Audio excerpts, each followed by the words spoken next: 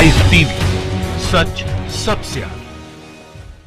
दोस्तों, स्वागत है आपका द लाइव टीवी में। मैं अब्बास हफीज हूं। आपका परिचय कराना है एक ऐसी खबर से जिस खबर में एक साधु के बारे में लिखा गया है, एक तस्वीर लगाई गई है कि वो साधु की बांग्लादेशी घुसपैठियों ने और मुसलमानों ने मिलकर हत्या कर दी है वृंदावन में। इस तस्वीर को, इस खबर को जम के सोशल मीडिया पर शेयर किया जा रहा है। इस तस्वीर के माध्यम से हिंदू मुस्लिम नफरतें बढ़ाई जा रही हैं। सोशल मीडिया पर मुस्लिम कम्युनिटी को धड़ल्ले से टारगेट किया जा रहा है। खबर की सच्चाई जाने बिना इसको लोग शेयर कर रहे हैं। यहां पर हद ये हो गई है कि सोशल मीडिया पर लोग नफरत फैलाने के लिए क्या क्या लिख रहे हैं वो आपको जानना चाहिए। एक यूजर है ट्विटर के ऊपर जो भाजपा आईटी सेल के लगते हैं, अजीत भारती, वो इस खबर को शेयर करके लिखते हैं किस तरह के नीच लोग साधु संतों को निशाना बनाते हैं। कहा जा रहा है कि बांग्लादेशी भी इस हमले में शामिल थे। इसको शेयर करने पे जो खबर उन्होंने लगाई है, जो खबर शेयर की है, वो खबर ऑप इंडिया वेबसाइट की है। अगर आप ऑप इंडिया वेबसाइट को खबरों का चैनल समझते हैं तो मेहरबानी करके इसको अनफॉलो कर दीजिए। ये भाजपा के फायदे के लिए किसी भी तरह से फर्जी खबरों का जाल बिछाता है और मुझे नहीं लगता कि हमें इसके झांसे में आना चाहिए। एक और यूजर हैं आके सत्य सनातन, वो लिखते हैं कि एक और साधु की हत्या कर दी गई है बांग्लादेशी घुसपैठियों द्वारा वृंदावन में। बेरहमी के साथ हमला किया गया इस वृंदावन के पुजारी पे। वृंदावन के वैष्णव हिंदू पुजारी को मुसलमानों ने बेरहमी से मारा। यहां पर एक और खतरनाक राष्ट्रवादी करके पेज है जिसके ऊपर लिखा गया वृंदावन के वैष्णव हिंदू पुजारी को मुसलमानों ने बेरहमी से मारा। यह खबर जमकर वायरल हुई, यह खबर जमकर शेयर की बिना किसी तहकीक के। हमारे लोगों ने इसको आगे बढ़ाना शुरू कर दिया। लाखों लोगों ने इस खबर को शेयर किया बिना इसका सच जाने। क्या आपको भी लगता है कि यहां पर हिंदू मुसलमान एंगल है? क्या आपको भी लगता है कि यहां पर मुसलमानों ने एक पुजारी की हत्या की है? तो मैं आपको बताना चाहता हूं कि आप अपनी आंखें खोलिए, यह खबर फर्जी है।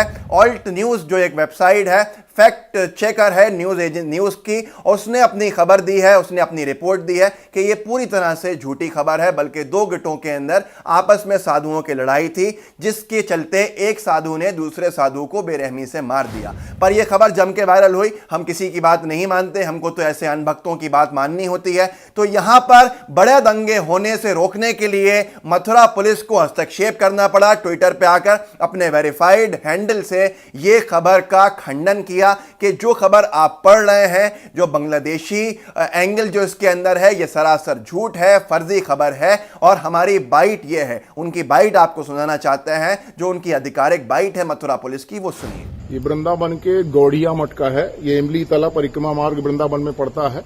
इस पे पूर्व अध्यक्ष हैं तमाल दास और वर्तमान में उसी मठ के अध्यक्ष हैं बीपी साधु। बीपी साधु इस समय बाहर गए हुए हैं।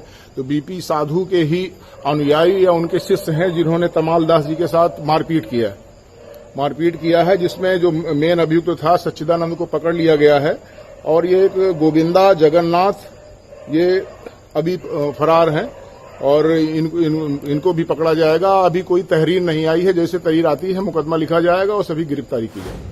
तो देखा आपने किस तरह से फर्जी खबरों को साजिश रची जाती है, दंगा करा दिया जाए, मुस्लिम हिंदू विवाद करा दिया जाए जिससे फायदा इनको पहुंचे। फायदा पहुंच सकता है लेकिन हमारी नस्लों को नुकसान पहुंच रहा है। भारत में आने वाला समय कैसा होगा यह हम अंदाजा लगा सकते हैं अगर सही समय पे इसको रोका नहीं तो। आपको एक बात और बताना चाहता हूं, आखिर ये सब क्यों हो रहा है, ये कभी आपने सोचा है? ये सिर्फ इसलिए हो रहा है कि मोदी सरकार की नाकामियों को छुपाया जा सके। आपको पता है किस तरह से पालघर के जो पूरा एंगल एक ही धर्म से जुड़ा था, उसके अंदर जो संत समाज की हत्या हुई थी, उसको कैसे मुसलमानों से जोड़ने की कोशिश की गई। जब वो एजेंडा फेल हो गया तो उसमें क्रिश्चियन समाज को लाने की कोशिश की गई। जब वो सारे एजेंडा फेल हो गए तो उसको वामपंथी दलों से जोड़ने की कोशिश की गई। जैसे किसी भी हर खबर को हिंदू मुस्लिम विवादों को बढ़ावा देने के लिए इस्तेमाल किया जाए, ऐसे कुछ ताकतें काम कर रही हैं। हमको इनसे बचना है। आपने देखा जब जमात का विवाद हुआ तो जमात से जुड़ी हुई कितनी फर्जी खबरें सोशल मीडिया पर चलाई गई,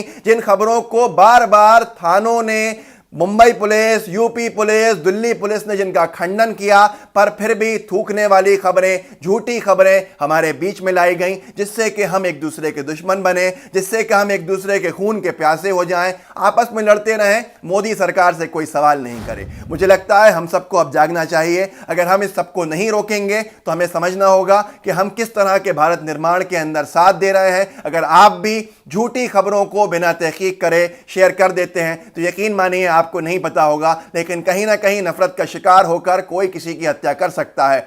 तबलीगी जमात को लेकर जब फर्जी खबरें चलाई गईं, कैसे मुसलमान और सब्जी वालों को बदनाम करा गया और झूठी खबरें, पुरानी खबरें चलाकर एक ऐसी हवा बनाई गई कि दिल्ली जा रहा था भोपाल से एक जमाती एक ट्रक के अंदर, उसको उतार के भीड़ ने जान से मार दिया। 22-23 साल की उम्र थी।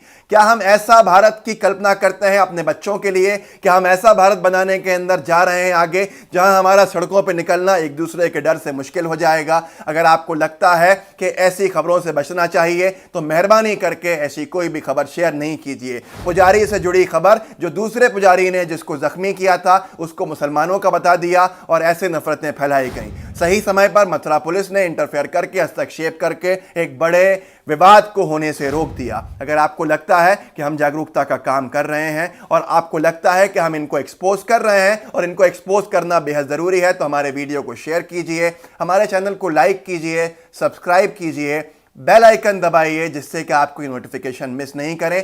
आखिरी में हम आपसे सिर्फ एक ही विनती करते हैं कि नफरतों के बाजार में आने से, फंसने से बचिए, मोहब्बतें फैलाइए। भारत हिंदू मुस्लिम एकता के साथ आगे बढ़ा है, ना कि हिंदू मुस्लिम दुश्मनी से। हिंदू मुस्लिम दुश्मनी विवादों से फायदा भाजपा को हो सकता है, उसका फायदा आपको नहीं होगा। आपके बेटे को रोजगार नहीं मिलेगा, आपकी दुकान अच्छी नहीं चलेगी, आपके घर में पैसे नहीं आएंगे, बल्कि आप नफरतों का शिकार हो जाएंगे। भाजपा IT सेल को 2 रुपया प्रति ट्वीट तो मिल जाता है उनके लोगों को, आपको वो भी नहीं मिलेगा। मेहरबानी करके मोहब्बतें बढ़ाइए, नफरतों से बचिए।